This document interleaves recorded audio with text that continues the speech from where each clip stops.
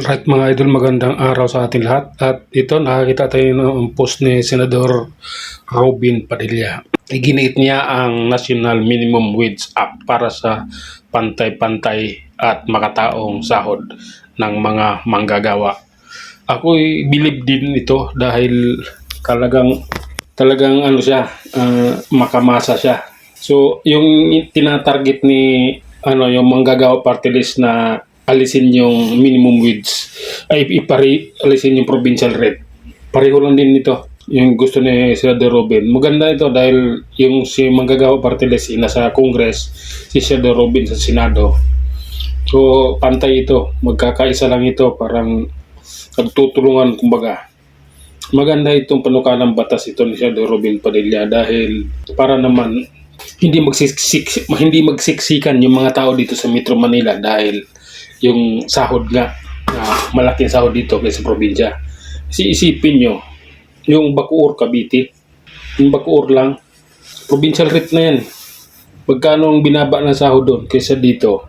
Kasi dati ako nagtrabaho doon sa Bacoor, kaya umalis doon dahil nga nung ginawang provincial rate na, lugi na ako pamasahe. Sa Manila ako, so Cavite ako pumapasok.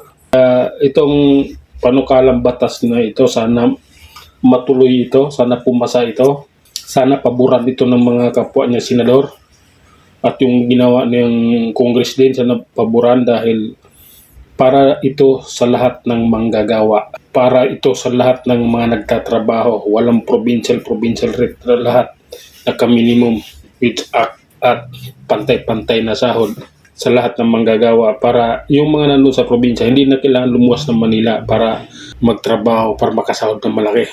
Dito sa Manila, dito lang, sa probinsya lang, walang magiging lamang.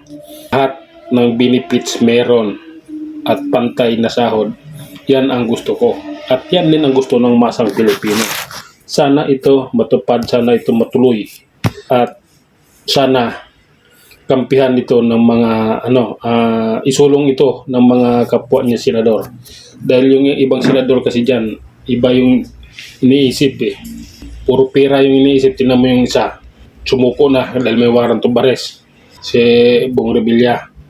Mayroon namang senador diyan na hindi mo makikita sa sa Senate hearing, makikita mo lang doon sa Batang Quiapo. So dapat yung mga ganung senador hindi na binubuto dahil walang ginagawa yun Ano bang ginawa nun? Ba?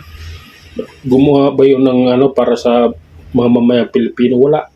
Sarili lang niya iniisip niya. Sa susunod, pag bumuto tayo, iboto natin yung nagtatrabaho katulad ni Senador Robin Padilla. Artista din siya, pero nagtatrabaho siya. At pinupuntahan bawat sulok ng Pilipinas. Iniikot niya, inaalam niya kung anong meron, anong dapat niyang gawin sa lugar na yon. Yun lang mga idol. Hanggang sa muli, maraming salamat.